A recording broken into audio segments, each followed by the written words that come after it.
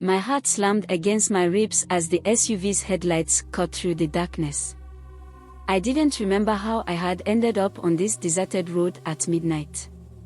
The luxurious black SUV, a gift I had been so excited about, now felt like a predator, its engine idling in a slow, throaty rumble that sent chills down my spine. Something was wrong. Terribly wrong. A few days ago, I had been full of joy, proudly running my hand over the SUV's gleaming hood. Mr. Dyke had surprised me with this extravagant gift after I'd impressed him with my catering skills at his company's gala. "Chioma, you've outdone yourself," he had declared warmly, pressing the keys into my palm. It was an unexpected reward, a dream come true. I remembered how my fingers trembled with excitement as I gripped those keys, the weight of them symbolic of a new chapter in my life. At that moment, I couldn't imagine anything more thrilling than driving home in my very own luxury ride. But that thrill had quickly turned into an unsettling tingle at the base of my neck. The first night I drove the black SUV, the onboard GPS system flickered on by itself. I had nearly jumped out of my skin when the crisp, robotic voice calmly stated, "Route recalculating," even though I hadn't input a destination.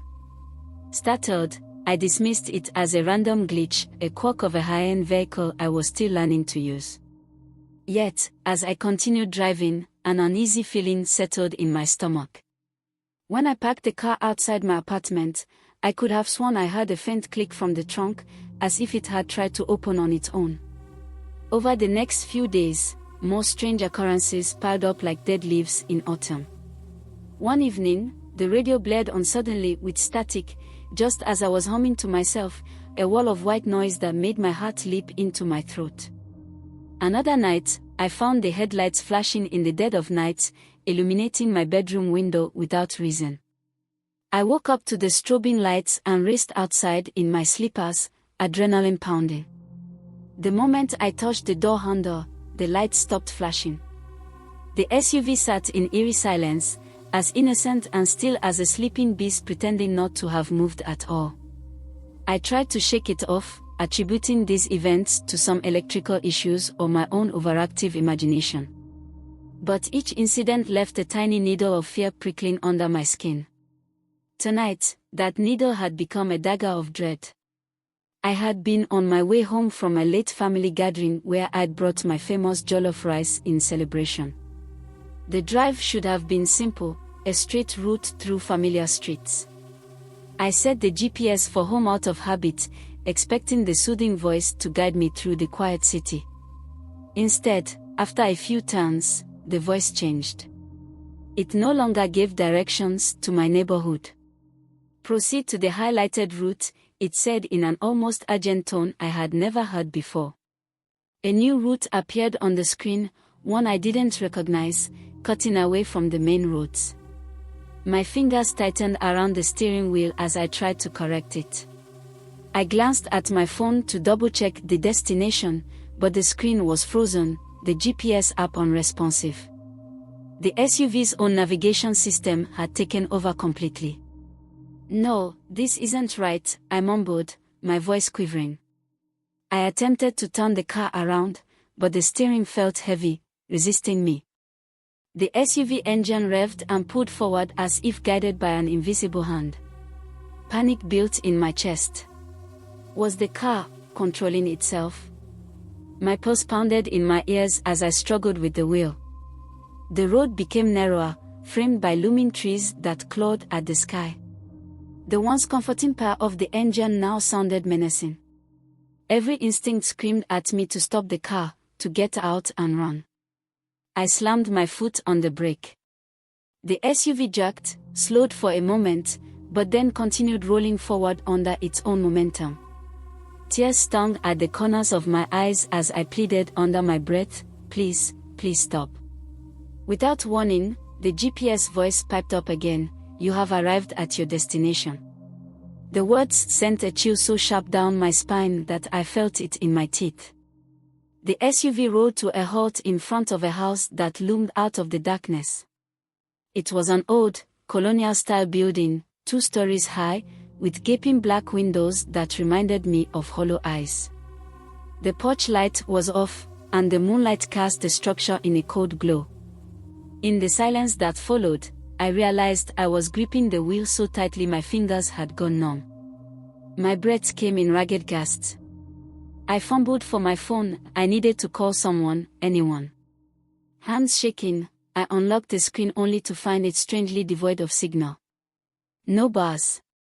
Of course, I thought bitterly, because things weren't bad enough already. Gathering what courage I had left, I reached for the door handle. It opened with a creak that sounded like a drawn-out whisper in the night. I stepped out onto the gravel path, legs trembling. "Hello." I called out softly, my voice swallowed by the stillness. Night insects hummed in response. No one was around, at least none that I could see. Part of me wanted to jump back into the SUV and drive away as fast as I could. But a morbid curiosity, or perhaps sheer terror, kept my feet rooted. I needed to understand what was happening. Why had the car brought me here? As if in answer, the SUV's trunk popped open with a sudden thunk. I jumped, a scream catching in my throat. The trunk had unlatched on its own. I stared at the now slightly open hatch, a sliver of darkness inviting me to look inside.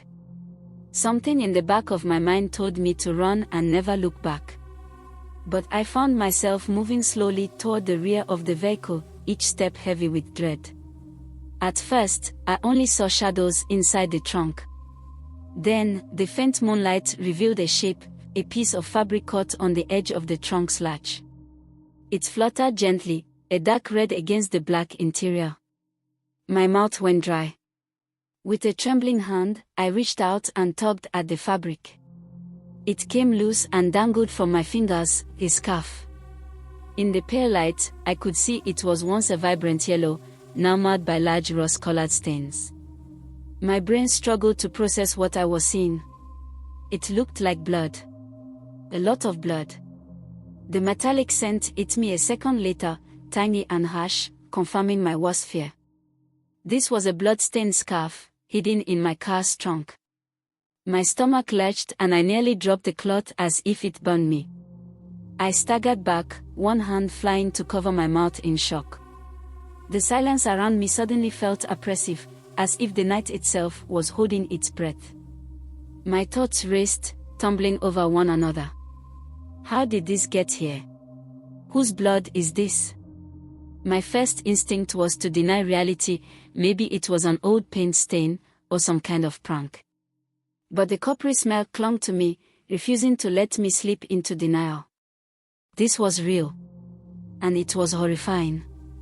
I frantically scanned the area, the empty road, the brooding house, the tall trees standing like silent sentinels. Was someone watching me even now? Every rustle of leaves and chirp of a cricket felt amplified, sinister. I clutched the scarf, noticing now that my hands were shaking violently. I felt exposed and alone, a reluctant player in a dangerous game I didn't understand. The brand new SUV, my once beloved gift, had become an omen of dread. The very car that symbolized my hard work and success was now steeped in mystery and menace. I realized with a sinking heart that this night was unraveling secrets I was never meant to discover. As the wind picked up, a low howl sighed through the trees. I could almost swear I heard a whisper, whether from my own panicked mind or something else, urging me to leave now before it was too late. Standing there in the cold night, blood-stained scarf in hand, I had never felt more terrified or more alone. My mind screamed at me to run, to flee from whatever trap I had fallen into. But my feet wouldn't cooperate. As my eyes darted between the ominous house and the car that brought me here, I could only wonder in paralyzed fear, what have I gotten myself into? I stood frozen, my breath coming in short gasps, gripping the blood-stained scarf like it was a cursed object. The stillness of the night pressed down on me, thick and suffocating. My instinct screamed at me to get back in the car and drive anywhere but here. Yet, I couldn't move. It felt as if something was watching me, unseen eyes lurking in the darkness. Then, a sudden rustling sound. I whirled around, heart hammering, scanning the shadows near the eerie house. The sound came from the trees lining the deserted road. The branches swayed, but there was no wind. A trick of my mind. That's what I told myself. I needed to leave. Now. I shoved the scarf back into the trunk and slammed it shut with trembling hands. But just as I reached for the driver's door, the car locks clicked, locking me out.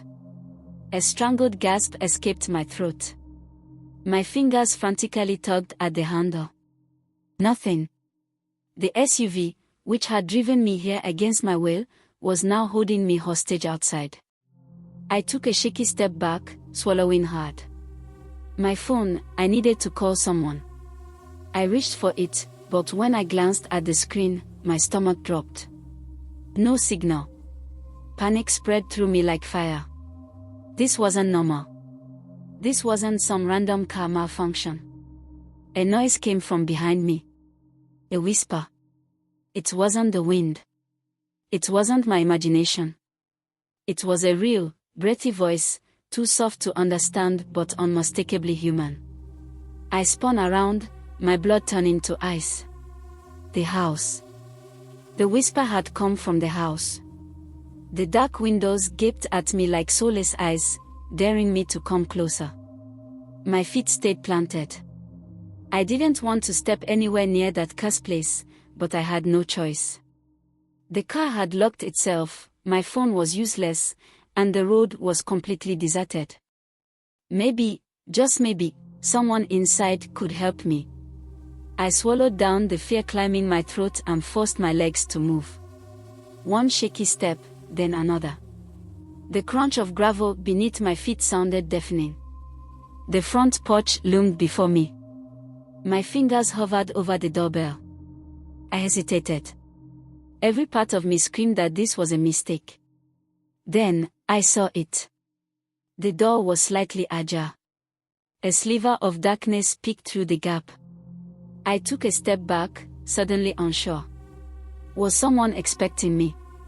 Or had I walked straight into a trap? I forced myself to breathe. Maybe they left it open on purpose. Maybe someone's inside. Or maybe something much worse was waiting for me. I raised my hand, pushing the door open just a little more. A loud creak shattered the silence. I held my breath. My pulse pounded so hard it was a deafening roar in my ears. The house smelled damp, like old wood and something metallic underneath. I didn't dare step inside, but I strained to listen. Nothing. The whisper was gone. The house was empty. Or was it? I took a step back, deciding against going any further. And that's when I saw it. A picture frame, half covered in dust, hanging just inside the entrance. My breath caught in my throat. It was a portrait of a young girl. Her eyes, frozen in time, seemed to stare directly into mine. And beneath the picture, in elegant cursive, was a name. Ifeanyi. The name hit me like a physical blow. Boba Kolu had mentioned a girl named Ifeanyi, the one who had mysteriously vanished 5 years ago. The one everyone whispered about. The one rumored to have been sacrificed by Mr. Dyke for wealth. I stumbled backward, suddenly aware of how wrong everything was. This car. This house. That scarf. What am I caught up in? A gust of cold wind whooshed past me, making the door creak wider. A deep, oppressive feeling settled over me. I felt like I was being watched, not by the girl in the portrait, but by something else. Something unseen. Something I couldn't escape. I turned and ran. I didn't stop running until I reached the car, still locked. I yanked at the door handle in desperation. My breathing was ragged, my hands shaking so violently I almost dropped my keys. I jabbed the unlock button. Click. The doors finally opened. Without hesitation, I threw myself inside and slammed the door shut, locking it behind me. My fingers fumbled to start the engine. It roared to life, but the GPS screen glitched, flickering erratically before displaying something that made my entire body go cold. "You have unfinished business." I let out a terrified scream. The car, my so-called gift, wasn't done with me yet. I slammed my palm against the GPS screen as if that would erase the chilling message staring back at me. "You have unfinished business." My breath came in short, panicked bursts.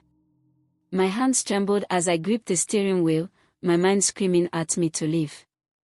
I shifted the gear into reverse, desperate to get away from the eerie house. The SUV's tires skidded slightly on the gravel as I turned back toward the main road. The further I drove, the tighter the air around me felt, as if invisible hands were clawing at my throat. The moment I made it to the first busy street, I pulled over, gasping for breath. My fingers hovered over my phone screen. Who could I call? Who would believe me? Then, I thought of Nana. I dialed her number, and after a few rings, she picked up. "Chioma, why are you calling this late?" "Nana," I whispered, my voice shaky. "Something is wrong.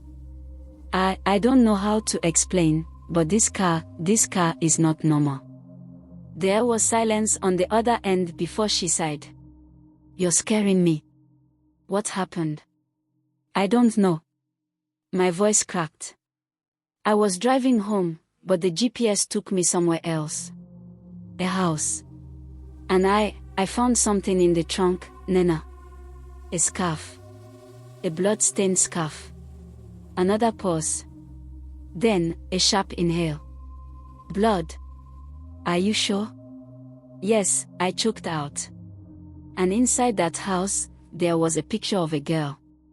Ifeananya. This time, Nana let out a full gasp. "Chioma, do you know what you're saying? Ifeananya disappeared 5 years ago." I squeezed my eyes shut, my pulse hammering. "I know. And I think this car has something to do with it." "Where are you right now?" "I just pulled over near the fuel station at Ogui Road," I said. "Stay there. I'm coming." The line went dead. I exhaled shakily and glanced at the SUV's dashboard. The GPS screen had gone blank, as if nothing had happened. But I knew better. This car wasn't just a car. It was a messenger of something far worse. 15 minutes later, Nana's small Toyota pulled up beside me. She rushed toward me, her scarf barely staying in place as she leaned against my car window. "Chioma, are you okay? You look like you've seen a ghost." "I don't know what I've seen," I murmured, unlocking the door for her. "But I know something isn't right." She slid into the passenger seat, looking around as if expecting something to leap out of the darkness. "Where's the scarf?" I hesitated. "In the trunk." She nodded. "Let's see it." I swallowed hard. The last thing I wanted was to open that trunk again. But I couldn't ignore this anymore. Slowly, I stepped out of the SUV and walked to the back. My fingers shook as I unlatched the trunk. The moment it lifted, a thick metallic scent hit us. Nana coughed, stepping back. "Jesus! That's blood." I didn't reply. I just reached in and picked up the scarf. Even under the dim streetlights, the dark stains glared back at us like a warning. Nana swallowed hard. "We need to find out where this came from." I nodded, my throat dry. "Boba Kolu." Her head snapped toward me. "The mechanic. He reacted strangely when I brought the car to him the other day," I explained. "He knew something but refused to say it. If there's anyone who can tell me the truth, it's him." Nana hesitated before nodding. "Then let's go. Right now." We arrived at Boba Kolu's shop within 30 minutes. It was late, but his lights were still on. The old man never really kept proper business hours. People came to him for more than just car repairs. As we stepped inside, The smell of grease and burning rubber filled my nostrils. Baba Kalu was hunched over a workbench, fixing a carburetor. He barely looked up. "What do you want at this hour?" I walked straight to his table and placed the scarf in front of him. "Tell me the truth." Baba Kalu's hands stilled. His eyes locked onto the stained fabric, and for a long moment, he didn't say a word. Then, he sighed heavily and rubbed his face. "You shouldn't have found this." A shiver ran down my spine. But I did.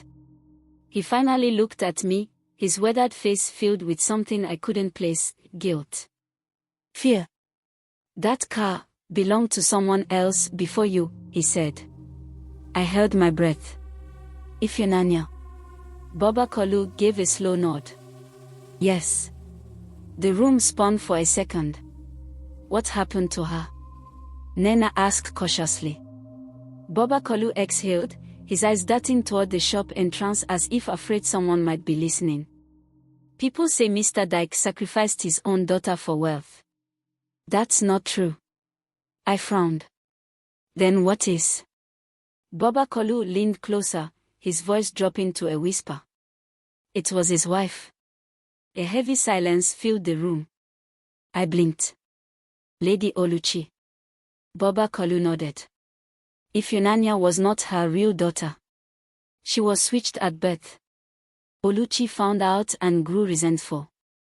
She didn't want that girl to inherit anything. Nena gasped. "So she..." Baba Kalu cut her off with a sharp nod. "Yes. Lady Oluchi and her accomplice, Ken. They got rid of the girl. Made it look like she vanished into thin air." A cold wave of nausea rolled through me. My head pounded with the weight of the revelation. "But why did the car lead me to that house?" I whispered. Baba Kalu stared at me for a long moment before answering. "Because Ifeananya never left." The words settled like ice in my veins. Nena's hand clutched my arm. "Chioma, that house was hers." Baba Kalu nodded grimly. "She lived there before she died." "And if the car took you there," his voice lowered, heavy with unspoken meaning. I finished his sentence in a shaky whisper. "Then she's trying to tell me something." Baba Kalu exhaled sharply. "Not just something. The truth." A chill crept over my skin. The truth had already begun unraveling. And I had no idea how deep this nightmare would go. A heavy silence hung in the air after Baba Kalu's words. My pulse stuttered in my ears, and my hands were ice cold despite the heat in the dimly lit workshop. "Ifeananya never left." I swallowed hard. "What do you mean by that?" Baba Kalu glanced at the scarf, his lips pressing into a grim line. "Her spirit is still restless. She wasn't meant to die like that, and now she wants the truth to be known." A chill crept over me. The car, the house, the GPS leading me there, it wasn't just a coincidence. Ifeananya had been guiding me all along. Nena shifted uneasily. "Baba, what are we supposed to do?" "We can't fight a ghost." Baba Kalu let out a deep sigh. "The only way to put a restless soul at peace is to finish what they started." Ifeanyanya's body was never found. "If you want this to end, you have to find it." My stomach twisted into knots. "Find her body." The words tasted bitter in my mouth. The thought of searching for a corpse, especially one hidden for 5 years, sent shivers down my spine. But a deep part of me knew he was right. Nena inhaled sharply. "How do we even do that? We don't have any clues." Baba Kalu's expression darkened. "I know someone who might." I leaned forward. "Who?" He hesitated, rubbing his beard. "There's a man. Used to work for Mr. Dyke's household. He saw things he shouldn't have." My heartbeat quickened. "Where can we find him?" Baba Kalu exhaled, his gaze flicking between me and Nena. "His name is Musa. After the girl disappeared, he quit working there and left town. But I've heard whispers that he comes back sometimes, mostly at night, to drink at a small bar near coal camp. I exchanged a look with Nena. Then that's where we're going. Boba Kolu's face was unreadable. Be careful, Chioma. If Unanya's spirit led you this far, but you're stepping into dangerous territory now. If Lady Oluchi and Ken really killed her, they won't want the truth coming out. I swallowed down my fear. I don't care. I have to see this through. Nena hesitated but then nodded. Let's go. The air smelled of stale beer and cigarettes as we approached the small, rundown bar.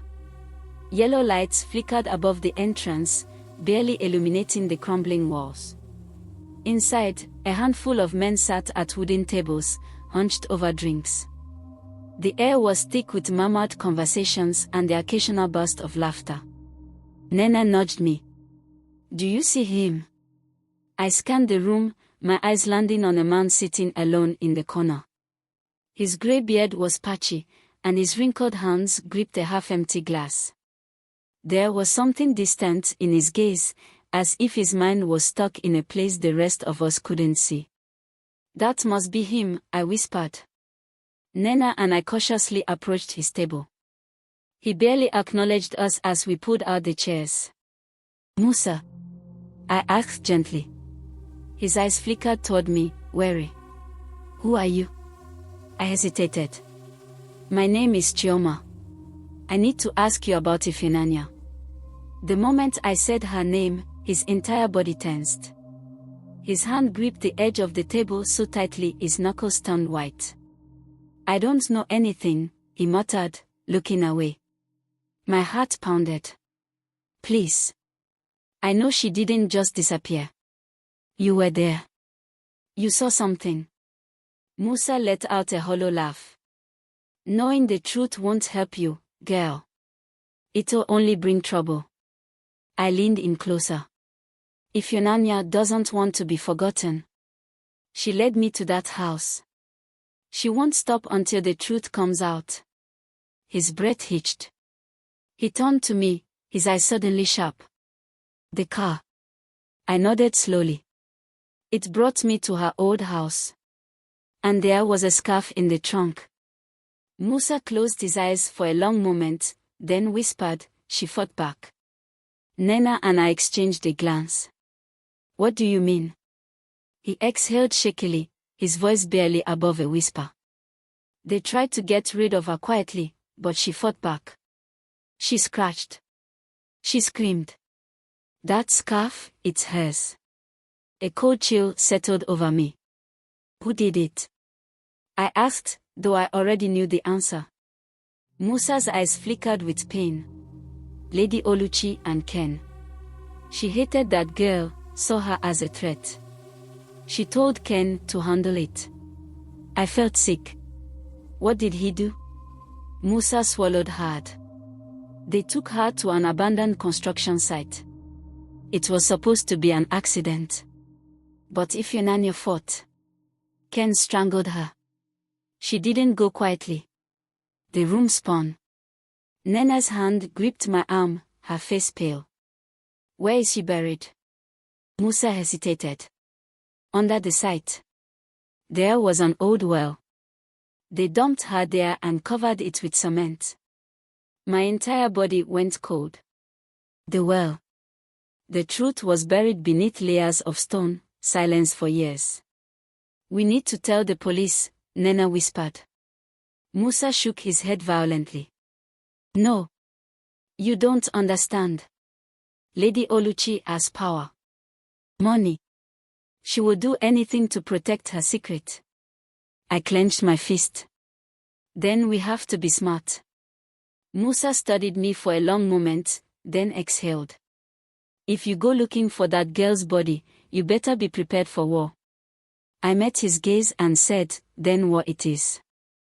By the next morning, Nena and I had contacted a journalist known for exposing high-profile crimes. We met him at a local station, presenting everything we had, Musa's testimony, the blood-stained scarf, and the eerie way I had been led to the truth.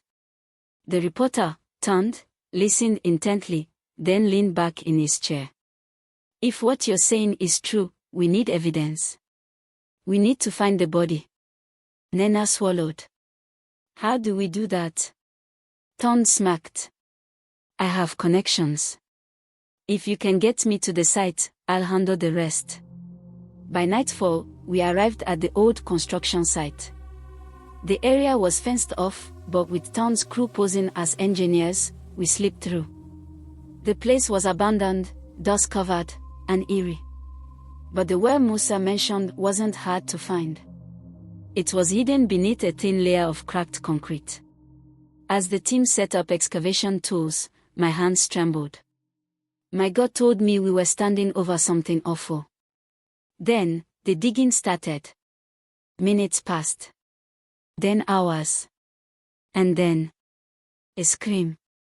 A worker stumbled back, his face pale as he pointed at the hole. Nena and I ran forward. My breath caught in my throat. There, buried beneath the dirt and rubble, lay a skeleton. Wrapped in the tattered remains of a yellow scarf. I fell to my knees, tears filling my eyes. Ifenanya. Nena gripped my shoulder. We found her. The weight of the truth settled in my chest. Ifenanya was no longer a forgotten girl. Her story would be told. But I knew one thing for sure. Lady Oluchi and Ken would not go down without a fight. The moment Ifenanya's remains were unearthed, the air grew heavier, as if the entire world had been holding its breath. The workers stood frozen, their faces pale under the harsh glow of the floodlights. Nena's grip on my arm tightened, and I barely registered my own shuddering breath. We had found her. But what now? Turned, the journalist, wasted no time. He snapped pictures, whispered hurried instructions to his crew, and dialed a number on his phone. Within minutes, 2 police vehicles arrived, sirens off, headlights cutting through the darkness. A group of officers, led by an inspector I had never seen before, stepped forward. Who found this? His deep voice boomed. Tund cleared his throat. We did, sir. And we have reason to believe this is the missing girl, Ifenanya. The officer's sharp eyes turned to me and Nena. And who are you? I forced myself to stand tall. Chioma. Ifenanya led me here. The officer's brow furrowed, but before he could ask what I meant, one of his men crouched near the remains and lifted a piece of fabric, Ifenanya's yellow scarf. That's hers, I whispered. The officer exhaled sharply and turned to his men. Secure the site. This just became a murder investigation. I felt a mix of relief and fear. We had done it. We had exposed the truth. But now, Lady Oluchi and Ken would know that their secret had surfaced. And they wouldn't let it go unchallenged. By the next morning, the news had spread like wildfire. Remains of missing girl found at abandoned site, the headlines screamed from every news channel. Mr. Dyke was devastated. His wails filled the air as he arrived at the police station, shaking his head in disbelief. She was my daughter. My child, he kept repeating, his face buried in his hands. I watched from a distance, my heart aching for him. He had believed the rumors, that she ran away, that she had disappeared without a trace. But now, he knew the terrible truth. Then came the moment we had all been waiting for. Lady Oluchi and Ken were arrested. The police stormed into their lavish mansion, cameras flashing as reporters gathered outside. Lady Oluchi, draped in an expensive robe, screamed and cursed as the officers dragged her out in handcuffs. You have no proof, she shrieked. This is a setup. My husband, help me. But Mr. Dyke did not move. He stood there, silent, staring at the woman he had once trusted. His face was cold, unreadable. Ken, on the other hand, looked defeated. He didn't resist. He didn't scream. He simply lowered his head as the officers led him into the police van. Nene squeezed my hand. "We did it." I nodded, but something inside me felt hollow. Ifunanya had finally been found. But she was still gone. Justice had come.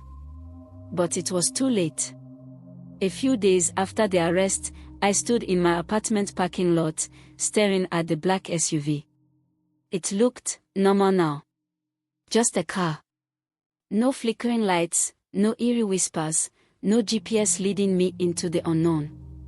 For the first time since I had received it, it felt truly silent. I stepped forward hesitantly, running my fingers over the hood. "Ifunanya, are you at peace now?"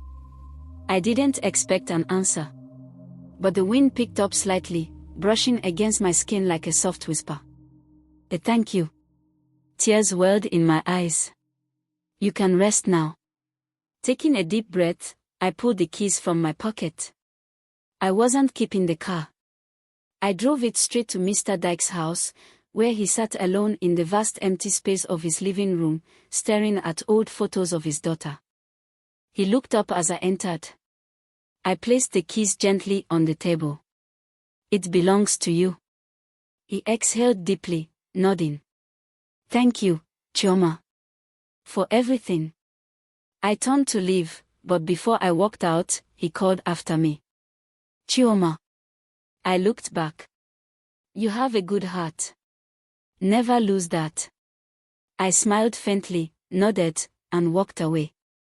Days turned into weeks. The trial of Lady Oluchi and Ken became the biggest scandal in Enugu. People whispered about the woman who had killed a child that wasn't even hers. Some called it jealousy. Others called it pure evil. I tried to move on. But some nights, I still thought about Ifunanya. About how she fought. About how she refused to disappear without a trace. And then, one evening, as I walked home from work, I saw something that made me stop in my tracks. Across the street, near a quiet alley, stood a young girl in a yellow scarf. She was watching me. I blinked. And just like that, she was gone. I exhaled, my chest tight with emotion. Ifunanya wasn't haunting me. She was simply saying goodbye. And for the first time in a long time, I felt at peace.